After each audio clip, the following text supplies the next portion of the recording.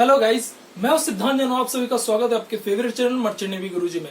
दोस्तों, आज के इस वीडियो में मैं इंटरव्यू लेने वाला हूं सेकंड इंजीनियर का। दोस्तों, लॉकडाउन की वजह से फेस टू फेस इंटरव्यू तो नहीं ले सकता, बट मैं उनका ऑनलाइन इंटरव्यू लेने वाला हूं। तो दोस्तों, इस वीडियो को अंत तक देखना। साथ में जो जिनका इंटरव्यू मैं ले रहा हूँ डीके सिन्हा सर का, उनको 45 साल से ज्यादा का एक्सपीरियंस है दोस्तों शिपिंग लाइन में। तो वीडियो अंत तक देखो दोस्तों, और एक भी पार्ट मिस मत करना दोस्तों। तो चलते हैं हम अपने वीडियो कॉल पे। गुड मॉर्निंग सर, एंड आपका बहुत बहुत स्वागत है मेरे चैनल मर्चेंट नेवी गुरुजी पे सर। सर, तो मैं चाहूंगा कि आप हमारे ऑडियंस के लिए आप अपना इंट्रो बताइए सर, ताकि आपके बारे में कुछ पता चल सके। Very good morning to you. Nice to be associated with you and be on this channel. As far as my introduction goes on, I am a second engineer from Merchant Navy, and at the moment I have stopped sailing. मैं अभी selling करना करीब 5 साल हो गए, छोड़ दिया. Otherwise, I'm DK Sinha. I'm settled in Pune. I have served in the Merchant Navy for 22 years.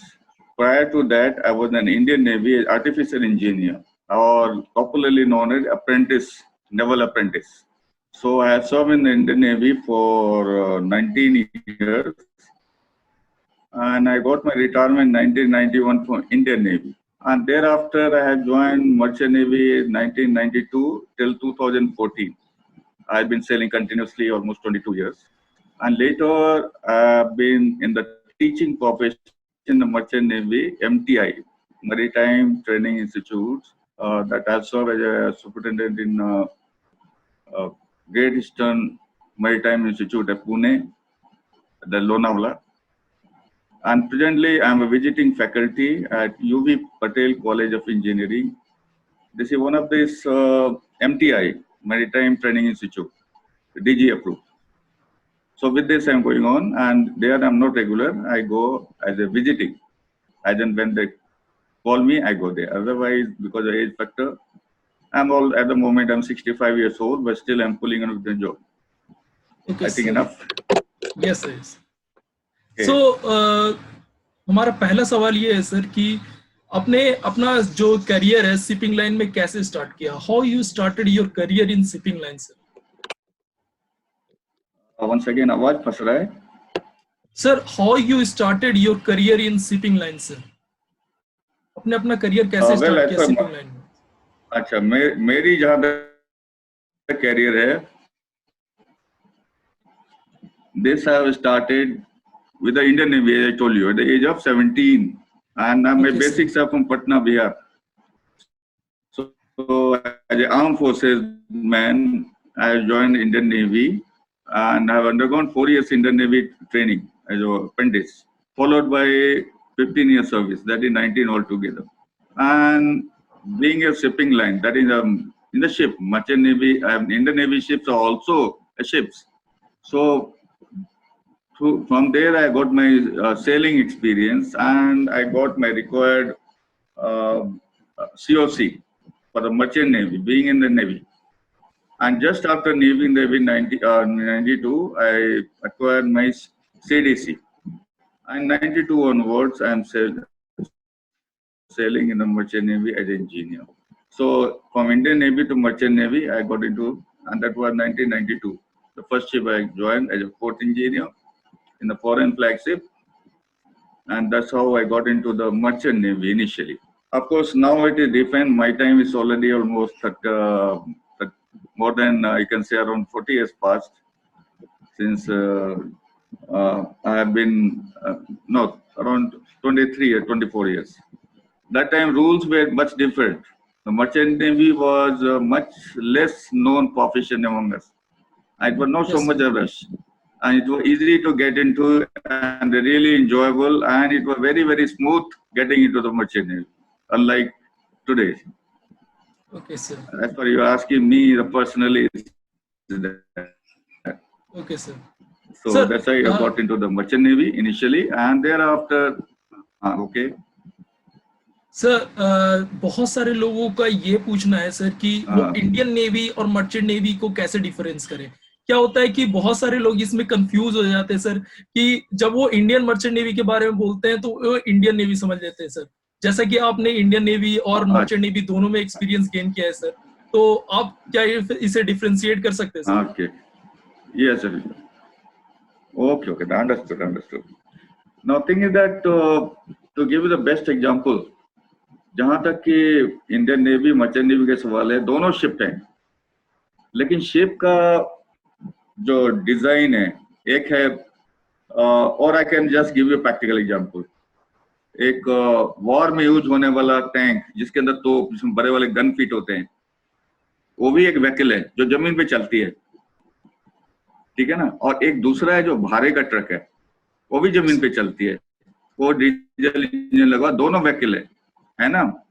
तो आप merchant navy and Indian navy can compare like that.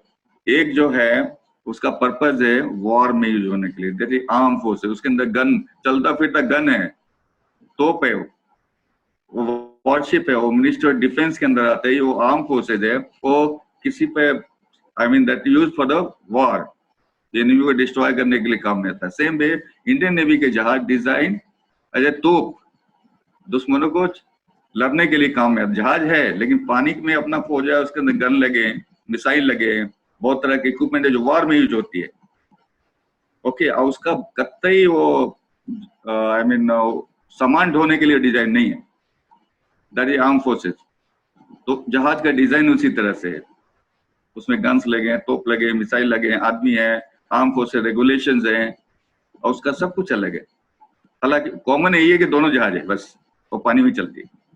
जैसे मैंने बताया, तोप और ट्रक पे जमीन पे चलती है, वो पानी में चलता है, दोनों सिमिलर।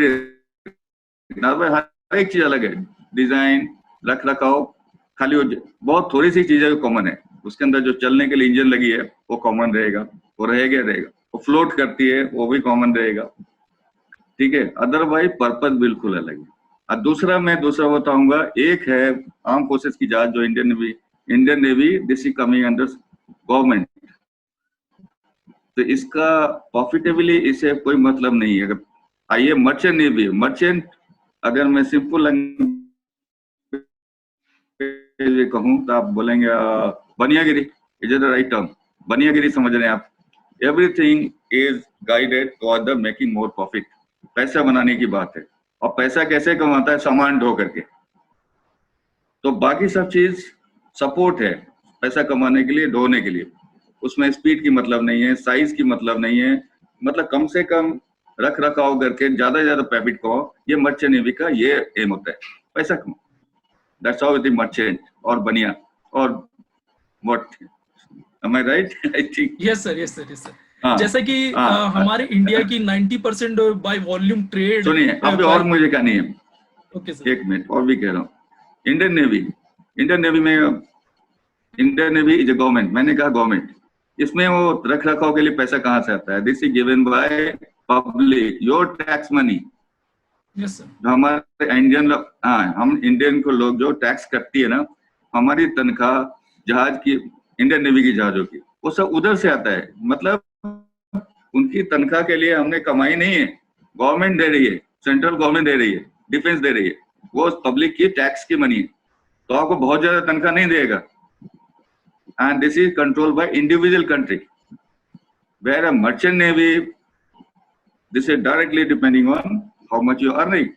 कितना सामान ढोगे, जितना कमाओगे तो पैसा मिलेगा, नहीं तो नहीं मिलेगा। ज्यादा कमाओगे तो ज्यादा मिलेगा, नहीं कमाओगे नहीं मिलेगा। तो बनियागिरी और यस सर। जहाज का डिजाइन, जहाज का कंस्ट्रक्शन, सब कुछ उसके हिसाब से है, समझ रहे हैं ना। और उस मर्चेंट नेवी का बेसिक काम इतना ही है, जहाज में चलता रहे, ज्यादा से ज्यादा सामान लोड करे, कम से कम खर्चा में एक कंट्री से दूसरा कंट्री जाए, और वो वर्ल्ड वाइड जाती है। और भारे की ट्रक से उसको कंपेयर कर सकते हैं, जैसे इंडिया में ऑल इंडिया परमिट बोलते हैं, जैसे भारे की ट्रक चलता है वो इंडिया में चलता है ऑल इंडिया परमिट में। सेम वे जहाज समुद्र में चलती है और throughout the world, anywhere through the sea route, कैसे चलती है। I think I have clarified anything? Yes sir. जैसे कि मैं बता रहा था सर कि हमारी जो इंडिया की ट्रेड होती है 90% बाय वॉल्यूम मर्चेंट नेवी के द्वारा होती है। तो इसके लिए तो आप यही कह सकते हैं सर जी। कि जो हमारा जो इनकम होगा मर्चेंट नेवी में वो काफी ज्यादा होगा, क्योंकि जैसा कि आपने एक एग्जांपल दिया सर, बनियागिरी, बिल्कुल बनियागिरी होती है सर की making more more and more profits. तो I mean, हमारा अगला मैंने क्वेश्चन समझाने के लिए बोली है, मैंने समझाने के लिए बात बोला, बनिए नहीं हम लोग इंजीनियर है समझाने के लिए मैंने बोला, बात डिफरेंशिएट करने के लिए। हाँ सर, तो हमारा हाँ। अगला क्वेश्चन है कि आपका जो ट्रांजिशन था इंडियन नेवी से मर्चेंट नेवी में, वो कैसा ट्रांजिशन था सर, और आपने इंडियन हाँ। नेवी क्यों छोड़ा और मर्चेंट नेवी क्यों ज्वाइन किया sir? Now, as I told you, Indian Navy, Indian Armed Forces, arm Yes, sir. Forces को यंग आदमी चाहिए, जवान आदमी चाहिए, फिजिकली फिट आदमी चाहिए। हाँ, दे Yes, sir. Don't want you good आदमी, Yes, sir. ठीक है ना। वह मर्चेंट नेवी को काम चलता चाहिए, बस जहाज चलते रहना चाहिए। पर इंडियन नेवी वो रिक्वायरमेंट नहीं है। Other than the profession, the requirement I must be able to do the physical thing, gun firing, ये वो, परेड, पीटी सारे चाहिए, यूनिफॉर्म।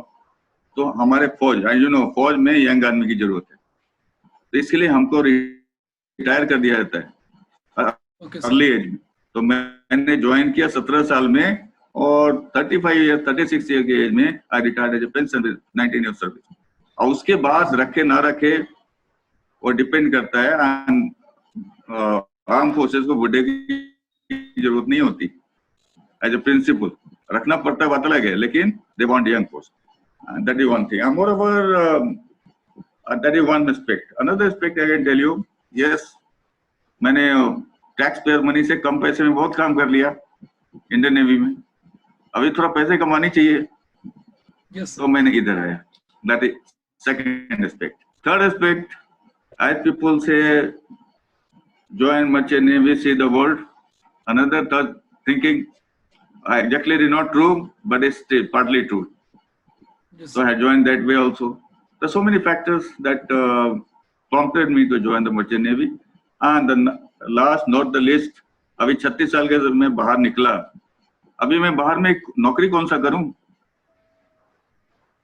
कौन सा नौकरी करूं, कौन मुझे रेडली, मैं वहां सीनियर बन गया था, हमारे अंदर 30 आदमी काम कर रहे थे, I was in charge of machinery space. वैसा ही वाला काम हमको बाहर में इक्विवेलेंट कौन देगा? Yes, sir. So it is an employment. So these are all the factors that prompted me to join merchant navy those days. Okay, sir. Okay. Sir, तो हमारा अगला क्वेश्चन ये है कि जैसा कि आपने मर्चेंट नेवी ज्वाइन किया इंडियन नेवी छोड़ के, इंडियन नेवी से रिटायर होके, तो उसके बाद सर आपका जो पहला सेल था सर, उसका सी एक्सपीरियंस कैसा रहा?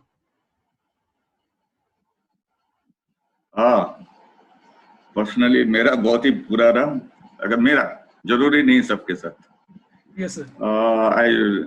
मर्चेंट नेवी, मैं इंडियन नेवी में था, I was in charge of engineer room, senior man, almost chief engineer equivalent, something like that, as chief ERA in the warship. उसके बाद मैं मर्चेंट नेवी ज्वाइन किया पहली बार। I was joined as a fourth engineer in the foreign flagship, and वहाँ का जो although machinery engine तो है पर डिफरेंट है, फ्यूल जिससे वो चलता है वो डीजल पेट्रोल नहीं है, that is something known as heavy oil. Okay sir. Heavy oil is the fuel जो कि नॉर्मल टेम्परेचर पे वो ग्रीज की तरह जमा रहता है, जहाज के अंदर पूरा प्रोसेसिंग करनी होती है, जो हमने कभी इंडियन नेवी में नहीं किया था। वहां पर हमें हाई स्पीड डीजल अच्छे से फ्यूल मिलते थे। इसके कारण यहाँ का जहाज का, शिप का डिजाइन, फ्यूल सिस्टम, मतलब काफी चेंजेज हैं, और उसके रख रखाव अलग है। प्लस हियर यहाँ पे मर्चेंट नेवी ज्यादा आदमी नहीं होता है, एक काम करने के लिए एक ही आदमी होता है। तो जो वहां से सडनली मैं आया, फॉरेंसिक पे पैसा है सब है, और suddenly I find I landed into a very big soup. हमको कुछ आइडिया भी नहीं था ज्यादा कुछ उस समय ट्रेनिंग नहीं होती थी, क्लासेस नहीं होती थी, ये सब नहीं होता था हमारे टाइम। सीधा जहाज में चला गया। जाने का, बिलीव और not, I joined ship somewhere in China, one of the port. 7 दिन के बाद हम चले गए, ताइवान पहुंचा। ताइवान के बाद port Kobe, after 22nd day Kobe, Japan. Japan में हमारे लिए रिलीवर समझ रहे हो, Okay sir. they found me not suitable. Even me, I was not getting adjusted to that atmosphere. and there were British chief engineer, captain, British management. There were British flagship. So I had to leave. Not disgracefully, I can say either way. They don't like me, I also didn't like. So I had to leave on 22nd day. So with this note, I must tell everybody, Merchant Navy में सिर्फ जाने से, join करने से नहीं होता. One should be able to survive in that atmosphere, in that work condition. Understood? Yes. Anyway, so but I had the big thing to learn with this.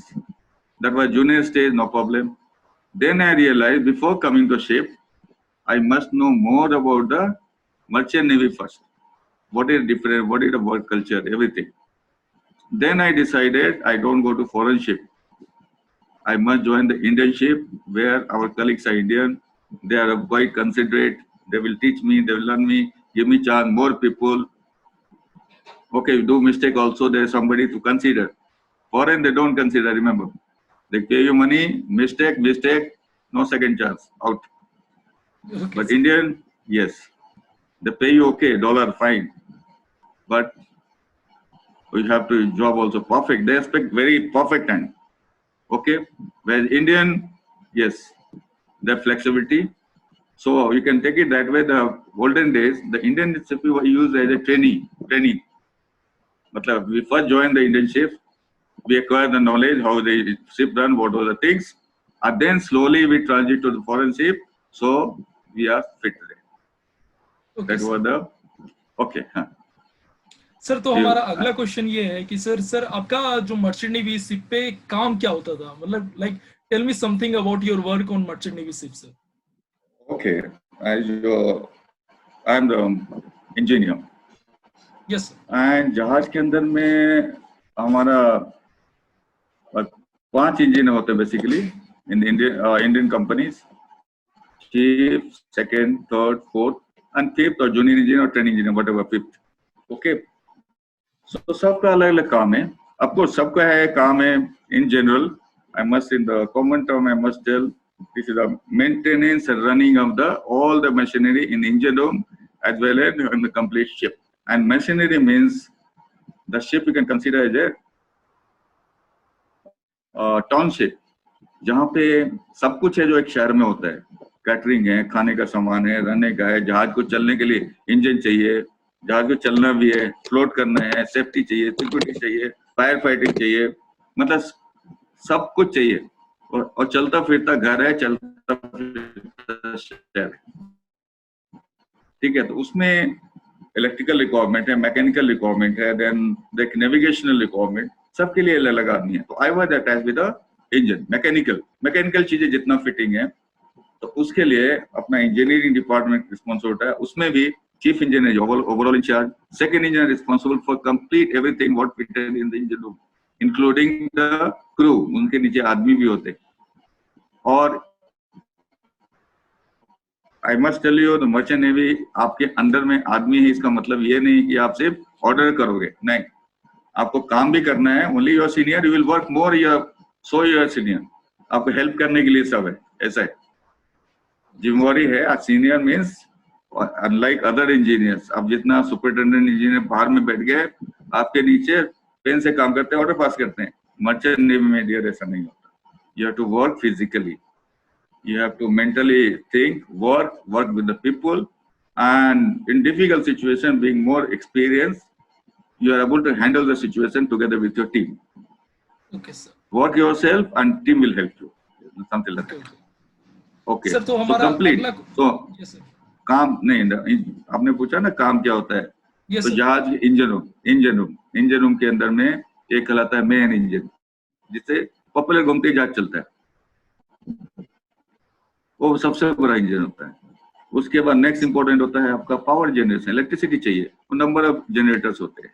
उसके अलावा फ्यूल ट्रीटमेंट प्लांट होता है, environmental equipment, incinerator, oily water separator, then your ये क्या बोलते हैं, sewage treatment plant, then auxiliary machining allow that, steering है जिससे जहाज घूमती है, then safety equipment, fire fighting के लिए पंप रहेंगे, and so many ship handling equipment, and अलग अलग जहाजों की अलग अलग रिक्वायरमेंट है. मैकेनिकल फिटिंग से भरे पड़े होते हैं, पूरा पाइपिंग भरी पड़ी है, इक्विपमेंट भरे हैं सबका. देखभाल, उनको चलाना, उनको ठीक करना, बीच समुद्र में ठीक करने के लिए बाहर से हेल्प नहीं आती, हमें खुद ही करना पड़ेगा। तो some ships are very comfortable, problem नहीं देती है, सिर्फ बटन दबाओ ये चल जाएगी। और सम शिप्स आर आईपीडी प्रॉब्लम देगी तो फिर आप ही को ठीक करना है, बाहर से आदमी नहीं आता। So that capability must have. So we should be mentally and physically fit all the time, and well trained. Okay sir. Sir हमारा अगला क्वेश्चन है, जैसे कि बहुत लोग पूछते हैं, जैसे कि आपने बताया सर कि सी के एनवायरनमेंट में फिट होना बहुत ज्यादा जरूरी होता है, तो सर मैं आपसे पूछना चाहता हूँ, कभी आपको ऑनबोर्ड सी सिकनेस हुई है? Well, सी सिकनेस कोई बीमारी ऐसे हम नहीं कह सकते हैं, this is a mental condition you can से। एंड हमें 40 years including navy, 40+ years Indian navy जहाज में हुआ है, यस। एंड मर्चेंट नेवी में भी बहुत कम ओकेजन है जो हुआ है। There are certain areas like जहाँ की जहाज और समुद्र होता है, समुद्र एक कभी तालाब और नदी की तरह शांत होता है, और कभी कभी बहुत चौपी होती है, और कभी कभी इंटरनल करंट ज्यादा होगा, कभी हवा ज्यादा रहेगा, डिपेंडिंग ऑन दैट। सी जो है ना, उसके अंदर बड़े बड़े वेव्स चलते हैं। ये सब सारे कंडीशंस के कारण the certain area very very prone to जहाज को रोलिंग पिचिंग कराती रहती है। तो उसमें वर्ल्ड में सर्टेन एरिया है जहां जहाज जाएगी तो रोलिंग करेगी। तो कहीं ज्यादा करती है कि कम करती है। हाँ, एक बार मुझे याद है, बहुत अच्छे से याद है, I was sailing from Durban, African port Durban to Rio de Janeiro, 14 दिन का सेलिंग। उसके बीच में अटलांटिक सी आती है, और वहां पे थ्रू आउट 14-15 दिन ऐसे जहाज चलते ही रहता है, चलते ही रहेगा। ऑलमोस्ट 30 डिग्री लेफ्ट, 30 राइट, ये वो झूले की तरह झूलते रहेंगे। तो उसमें अगर आप नॉर्मली मेंटली काम करते रहेंगे, बिजी रहेंगे, it doesn't give you any problem. लेकिन जब मालूम पड़ गया अरे मुझे सिक होगा mentally, and you are not busy, you are left your job, you will go meet there. समझे? एक mental condition I will say. Okay sir. हाँ, तो हम थोड़ा अपना जितना अपने को बिजी रखेंगे उतना जल्दी सी सिकनेस से बचेंगे। नहीं होगा। ओके, नहीं आपको सोचेंगे कि हो जाएगा तो हो जाएगा, यस। हाँ, जब शांत जहाज है, समुद्र शांत है, कुछ नहीं होगा। लेकिन वो रफ सी में अगर काम आपने छोड़ दी तो हो जाएगा। हाँ, कोई आदमी एज ए वेरी प्रो, वो सोच लिया भाई जहाज सेल कर गए, ये जाओ ऐसे भी होते, ऐसे ही होते। I have seen the case, एक आदमी है हमारा जान पहचान का, हमारा क्रू, नॉर्मली जहाज के अंदर काम में बिजी रहते हैं, कुछ नहीं जहाज। तो जब नॉर्मल काम कर रहा था, वही वाला यार रे जहाज चल पड़ी, मैंने ये चला दिया, हमने पिच दे दी, अरे जैसे ही मैं बोला वहीं पे उल्टी कर दी। ऐसे भी होते हैं मेंटल। Okay sir. बट और नहीं बताऊं, उसको मालूम नहीं है तो ठीक है, ऐसा भी होता है। मेंटली प्रिपेयर होना बहुत ज्यादा जरूरी है सर, बहुत जरूरी है। हाँ, जहाज चलेगी, अपना काम कीजिए। जहाज में एक आदमी है, इंजनों में आपने बताया तो सारे मशीनरी चलते रहते हैं। We are physically mentally very much preoccupied, जो कि वो सब सी सिकनेस होने के टाइम में कुछ करो या मत करो, पसीने आते रहे, इंजन का टेम्परेचर 40-45 डिग्री रहता है, जहाज हिलती रहती है, पर हमें अपना काम विद इन गिवन टाइम खत्म करनी होती है। नहीं तो नेक्स्ट पोर्ट पे हमारी रिलीवर बैठा रहेगा, आपकी काम की छुट्टी, जिम्मेवारी पोर्ट।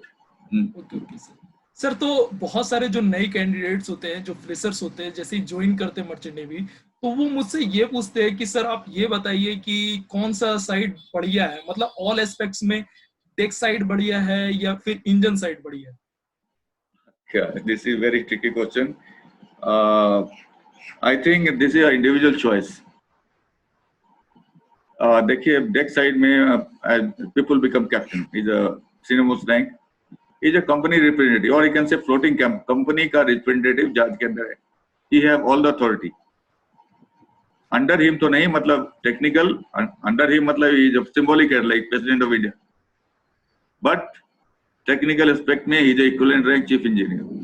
पर हर एक चीज कैप्टन के नाम पे, तो authority goes with the captain, is a माई बाप, you can say he is a decision maker for all aspects. So somebody want that authority, तो उसके लिए डेक साइड अच्छा है, because final rank is captain.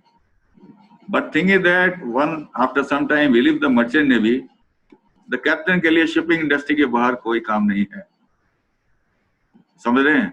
Yes, sir. Captain अगर आज बाहर से छोड़ते हैं, और शिपिंग मतलब जहाज के अंदर या जहाज के बाहर, शिपिंग इंडस्ट्री के बाहर बहुत ही लिमिटेड काम है, या अपना बिजनेस सेटअप करके बैठिए, शिपिंग कंपनी खोलिए, मतलब शिपिंग से एसोसिएटेड, Okay, बाहर sir. में नहीं। Whereas engineer is basically mechanical engineer, he is fit for anywhere, he can worldwide, वो नहीं अपना काम करो कम करो, he is engineer, so he is enough of opening for him, पर आपको नेचर, so somebody likes, हमको बाहर का ये चाहिए, अपॉर्चुनिटी चाहिए ज्यादा after living the merchant navy, because कभी कभी ऐसा भी होता है ना कि भाई आप मर्चेंट नेवी ज्वाइन किया and you are somehow out of the merchant navy because of medical ground, Yes, अब sir. नहीं है, no more you can serve, और किसी को आपने बताया सीसी को रहा है और नहीं कर सकता, किसी का फैमिली प्रॉब्लम है, you can not go, so you have to leave the sea life at all, किसी को होम सिक हो रही है, गर्लफ्रेंड मिसिंग हो रहा है, किसी का फैमिली मिस हो रहा है, समथिंग लाइक दैट, कि अकेला लड़का है, by mistake is come want to leave, in that case if you deck side, उसको शायद बहुत कम अपॉर्चुनिटी आउटसाइड वर्ल्ड, तो वेयर एज मैकेनिकल साइड में यस बहुत खुला हुआ, ठीक है? तो दोनों के अपने में, अदरवाइज पैसे वाइज दो both are same, nature of job individual choice है, as you said both are good, Okay, sir. ठीक है ना? पैसा दोनों में है, लेकिन जहाज के अंदर थोड़ा सा अफसर लेवल में जो डेक साइड में, उनको ऐसा ड्रेस पहनने का मौका मिलता है सफेद वाला, हम लोग इंजीनियर लोग most of the time we are in dungaree, because हमारे लिए ये ड्रेस सुटेबल नहीं है, सम टाइम खाने के लिए या कभी कभी ओकेजनली पहनते हैं, क्योंकि हमारे काम ही ऐसा है मशीनरी पे, तेल ग्रीस ये वो उसमें भागते रहते, ये व्हाइट ड्रेस वहां नहीं चलती, हमारा Yes. डांगरी सेफ्टी और ये हेलमेट लेके जाना होता है, तो जिसका जो चॉइस है, आपको दिखना है, हम अच्छा स्मार्ट दिखना चाहिए, ऐसे लेके घूमना चाहिए, डेक में जाइए, दो जो वांट, ठीक है अपना काम करो, खुश रहो, इंजन अच्छा है, तो दोनों अच्छे हैं, that's what I guess. Okay sir. Sir not to मैंने worry about. अपने चैनल पे काफी सारे स्कैम और फ्रॉड की भी वीडियोस बना के रखे हैं सर, और यहाँ पे बात आती है सर कि इस फील्ड में आज का टाइम है सर, उसमें बहुत ज्यादा ये स्कैम और फ्रॉड हो रहे हैं सर, तो मैं जानना चाहूंगा कि आपका ओपिनियन क्या है कि क्यों ये स्कैम और फ्रॉड हो रहा है सर? स्कैम फ्रॉड पहले नहीं होती थी, आजकल पहले होता था फॉर लिमिटेड, आज बहुत हो रहा है। इसके कारण क्या हुआ है कि single reason what I believe, demand and supply. आजकल नौकरी at entry level is very very limited, whereas number of trainees are too many, supplies are too many. पुराने जमाने में नहीं होता था इसलिए कि there were limited institutes which are giving the training. पहले आज से मैं 20 साल की पहले बात करूं तो इंजीनियर्स के लिए DMET बॉम्बे में था, कलकत्ता में था, एक छोटी सी कलकत्ता चेन्नई में, वो गवर्नमेंट का ही था, बस उन्हीं लोग ट्रेनिंग देता, उन्हीं लोग एग्जाम लेता था, they only used to issue the certificates and all. पर आज के डेट में I think more than 50 institutes are there all over India, and every you can say 6 महीने में the thousands of trainees are passing out and doing the COCs and they are ready to join the ship, but so many vacancies are not there. So naturally, and the things are now so many regulations have come, certifications have come, the DG rules have come, people are confused. तो एक को समझाना बहुत मुश्किल है कि what is genuine, how to go, when to go, and किसी ने थोड़ा अपना बता दिया भाई मैं मर्चेंट नेवी को, वो उसे मिसगाइड होकर के वो कुछ भी कर लेगा। इसके लिए वो जो टॉट लोग हैं उनका फायदा उठाते हैं, भाई तुमको मर्चेंट नेवी में घुसा दूंगा, इतना पैसे दे दो, मैं चला जाऊंगा, आपको चला दूंगा, लेकिन वो कौन है, कहाँ है, उस पर ऐसे विश्वास नहीं करना। There is a ways to find out. Now the things are very much channelized. We have got DG shipping website में जाकर के मालूम करना चाहिए, उधर जाने के लिए। तो हमारा सिंगल रीजन, आपने सिंपल पूछा कि because of this over supply of trained hand at entry level में ज्यादा मेहनत अभी एट द मोमेंट, आज के डेट में ये जितना जो फ्रॉड हो रहा है ज्यादातर एंट्री लेवल में हो रही है। Yes. एक बार आपने एक्सपीरियंस ले लिया उसके बाद नहीं, एक बार आप चले गए चढ़ गए उसके बाद नहीं, ये घुसने के लिए जहां पर की जानकारी कम है, जाकर नहीं मालूम है, वहां पे जाओ। Okay, और इसके लिए चूंकि इट इज पेइंग जॉब, तो सब जो जहां से तो जितना पैसा निकाल सकते हैं कर सकते हैं, होता है। कोई नहीं, ट्रेनिंग के नाम पर भी कई जगह फ्रॉड हो रहा है। Yes, you right, going sir sir तो हमारा अगला क्वेश्चन है कि डीजीएस अप्रूव्ड कॉलेज में कुछ लोग जाते हैं और कुछ लोग नॉन डीजीएस अप्रूव्ड कॉलेज में जाते हैं, तो what is the difference sir? What is the difference, like क्या क्या क्या डिफरेंस आ सकती है जो बंदा डीजीएस अप्रूव्ड कॉलेज में गया है और जो नॉन डीजीएस अप्रूव्ड कॉलेज में गया है? Well, DG approved and non DG approved, as it is non-DG approved, उनके द्वारा सर्टिफिकेट दिया हुआ is not valid for going into any of the Indian ships. Simple. वो सर्टिफिकेट है ही नहीं आपके इंडियन के। However, in merchant navy, the I can say world organization. It's not only India. India में ही जा सकता है, आप बोलोगे फॉरेन में जा सकता है। हाँ, मतलब इंडिया में जो सीओ से मिलते हैं, इंडियन सीओ से है, और उसके अलावा जितने भी मैरीटाइम नेशंस हैं world over, maybe about 60 to 70 maritime nations are there, छोटे बड़े मिला के सारे के अपने अपने हैं, वो उसके मेंबर्स हैं। मैरीटाइम क्या बोलते हैं, इंटरनेशनल मैरीटाइम आईएमओ समझ रहे हैं आप? यस सर, बिल्कुल सर। आईएमओ जो है वो मतलब वर्ल्ड ऑर्गेनाइजेशन होता है, वो जितने भी वर्ल्ड वाइड शिपिंग का रेगुलेशन वो बनाता है। उसके हर एक कंट्री जो वर्ल्ड वाइड जो जहां जहां के कंट्री के ओनर्स हैं उनका मेंबर होना पड़ता है। They are the member of IMO, और all the rules regulation common rule is made by the IMO, and that is imposed on the individual maritime nations. One of the maritime nation in India, one of them in the world. तो आप बोलोगे कि India वाले को valid नहीं है, बाकी में तो जाएगा, ठीक है, लेकिन बाहर वाले में एक और टर्म आपने सुना होगा, उसको बोलते हैं फ्लैग ऑफ कन्वीनियंस। नाम सुना है? Flag of convenience, okay sir. नाम सुना है आपने? अच्छा, ये होता है ऐसा कि फ्लैग ऑफ कन्वीनियंस, जैसे कि इंडियन है, जो हम डीजी के थ्रू जाते हैं, इनके लिए बहुत लंबी प्रोसीजर है। कोई भी सीओसी लेने के लिए, लाइसेंस लेने के लिए लंबी प्रोसीजर है। एग्जाम दो, मेडिकल फिटनेस और लाइसेंसिंग लेनी पड़ेगी, सर्टिफिकेशन करनी पड़ेगी, कोर्स करनी पड़ेगी, रिकॉग्निशन जाना, बहुत कुछ खर्चीला भी है, सब करना पड़ेगा, उसके बाद मिलता है। और कुछ ऐसे हैं, और उसके बाद आपको इंडियन मिलेगी, फिर आपको लीगली मिलेगी, आप इंडियन में जाओगे, और उसके बाद you go world over anyway. एक फ्लैग ऑफ कन्वीनियंस वो होता है जो कि something like the scam something, वो अपना पैसे दे करके सर्टेन, आपने नाम सुना है बेलीजे? Yes sir. एक बेलीजे, छोटी बेलीजे, हाँ, वो सर्टिफिकेट देता है।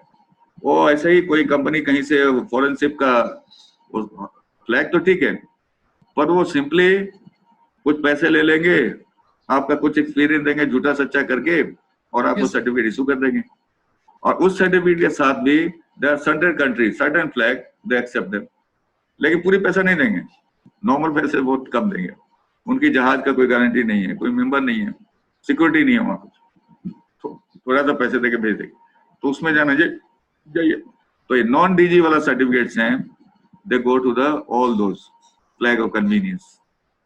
समझ रहे हैं? वहां सेफ नहीं है सेफ, ना करियर वाइज नहीं है, सिक्योरिटी वाइज नहीं है। मिल गया, नहीं मिला, कम पैसे मिलेंगे, हर तरह से उनको एक्सप्लॉइट करिए। ये तो कंप्रोमाइज मैनी प्लेसेस, पैसे से, हेल्थ से, जहाज से, हर तरह से। It's not safe. Don't tell them anybody to go for non-DG courses. No. Okay, sir. Okay, go for DG approved. DG approved Yes. courses में फायदा क्या है? Even though I am Indian, I will get the whatever CC from the Indian companies. यहाँ से मुझे licence मिलेगी, and my license is highly recognized world over. कोई भी कंट्री में हम जाएंगे जहाँ हमारा रिकॉर्ड नहीं भी करता, इक्विवेलेंट को मिलेगा as Indian licence, they will give me. So in the world, the COCs like India का, ब्रिटेन का, न्यूजीलैंड का, सिंगापुर का, ये 5-6 है ना, इनका बहुत ही ज्यादा हाईली रिकॉग्नाइज है। सबसे ज्यादा रिकॉग्नाइज है ब्रिटिश, उसके बाद इंडिया, उसके बाद बाकी जितने हैं, और बाकी सब थर्ड वर्ल्ड है, छोटे मोटे, सब अपना अपना है उनका, लेकिन they are not so much recognise. Okay, so हमेशा one should be advised to go for the DG approved courses, non DG में नहीं जाना। Okay sir. नॉन रेजिडेंट जाएंगे तो उसका लक बाई चांस मिल गया, कहीं काम कुछ भी मिल गया, एक्सप्लॉइट हो गया, जहाज खराब मिल गया, आईटीएफ जहाज नहीं मिलेंगी, so on, so not to be advise. Okay sir. हाँ, दे सर आर तो ऑन सेकेंड। और वो कई ज्यादातर यहाँ मैं पूना में हूँ, यहाँ भी मैं जानता हूँ इंस्टीट्यूट को, ये सिर्फ वहाँ बच्चों को बुला लेते हैं, वहाँ खाना खिलाते हैं, फोटो लेते हैं, कभी कभी मुझे भी क्लास लेने के लिए बुला लेते हैं वहाँ पे, एक दिन क्लास लेकर के 6 महीने का सर्टिफिकेट दे करके वो बेल्जियम में भेज देंगे, या Panama, Liberia. Panama now it is valid but not so much like India. Yes दूसरा ये सब दूसरे लाइसेंस है जो कि वैलिड है। हाँ बोलिए। और सर तो आगे बात करते हैं सर। जो कैंडिडेट होते हैं, कैंडिडेट ये पूछते हैं कि सर हमें ये बताइए कि क्या क्या एस्पेक्ट्स देखने पड़ते हैं एक मरीन कोर्स को करने से पहले या फिर कोई इंस्टीट्यूशन ज्वाइन करने से पहले सर।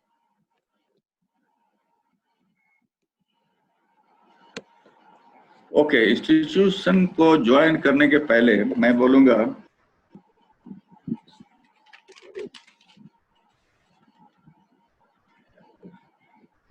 सबसे पहले तो मैं इंडिया की बात करूंगा। Okay, we are Indian and normally every not coming for Indian navy and all, so directly तो बाजार में देखिए, सबसे पहले देखना चाहिए कि जो भी इंस्टीट्यूट है this should be DG approved, that is number 1 होनी चाहिए। और कहाँ से चेक करेंगे? You should check on the website. DG approve sir. Yes sir. हाँ, डीजी का जो वेबसाइट है ना, www डीजी शिपिंग, dg.gov.in। हाँ जो गवर्नमेंट से, वहां से जाके चेक करेंगे कौन कौन सा अप्रूव्ड है, ठीक है ना। तो डीजी अप्रूव्ड होनी चाहिए, ठीक है ना, उसका नाम उसके अंदर इंक्लूड है, वहां जाना चाहिए, ठीक है। उसके अलावा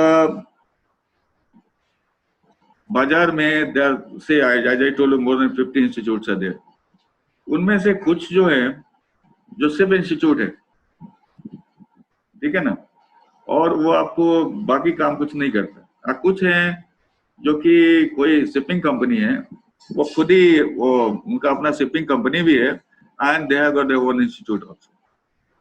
for example GIMS Lonavala, great eastern का है वो, उनकी अपनी बड़ी सी कंपनी है, they are having about 70-80 ships and have their own institute also. तो इनमें क्या होता है, वहां जाओगे आप, वहां ज्वाइन करोगे आप, of course after completion of training, और सब जगह क्या बोलते हैं, सबसे पहले यहाँ ट्रेनिंग खत्म होने के बाद partially they have to do training on the onboard training. जैसे अभी सर्टिफिकेशन करते हैं ना, मतलब आप यहाँ से कहीं से भी ट्रेनिंग करते हैं, we are just preparatory to the COC। COC कौन देता है? That is given by the DG, MMD exam होती है, और it is given by the DG shipping government, उसके लिए अलग से वो लोग एग्जाम लेते हैं। और ये जितने इंस्टीट्यूट हैं, it is just acting as a preparatory classes, कोई भी रहने दो, सारे लोग वो COC नहीं देते, जितने भी इंस्टीट्यूट है, they are only approved for conducting the equivalent to preparatory for licensing exam for the government. तो ये जो है, क्या आप पूछ रहे थे, मतलब सर कुछ मैं पूछ ये जो कुछ कंपनीज है ना, उनके अपने इंस्टीट्यूट भी हैं और कुछ अपना कंपनी भी है। तो you try to go with one which a got company.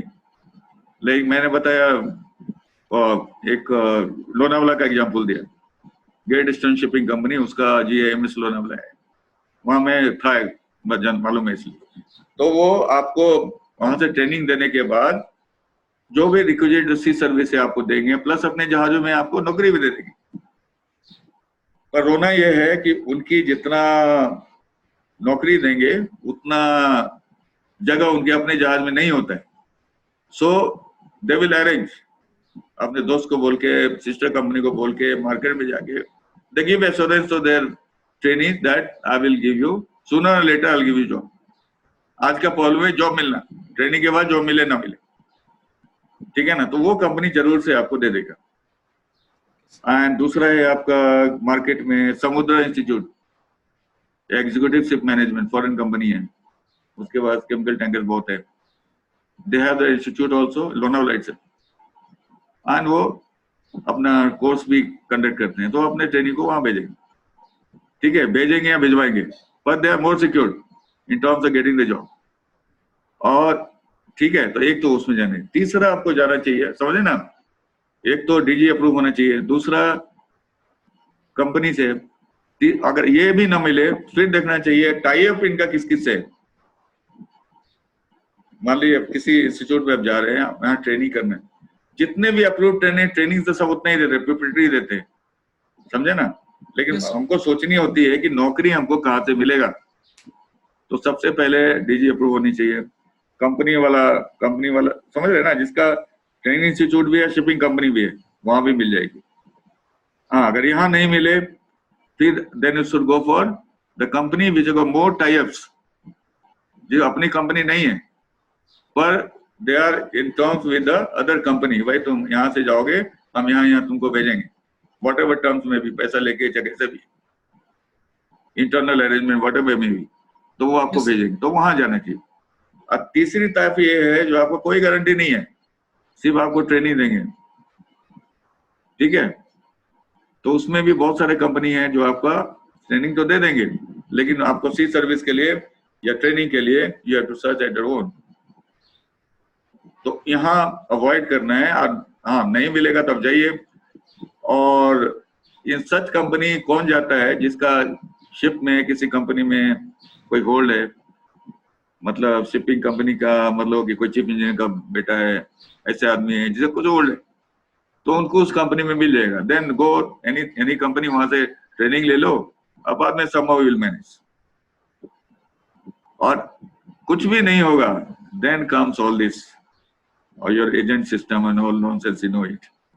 Yes, sir. हाँ, पैसा लेके क्या क्या सब कहाँ था उल्टा सीधा काम करते रहते, कोई गारंटी नहीं होता है, पैसा लेंगे घुसाएंगे नहीं है, देन चलेंगे ना, ये स्कैम कहाँ होता है, यहाँ होता है, Yes, sir. यहाँ होता है।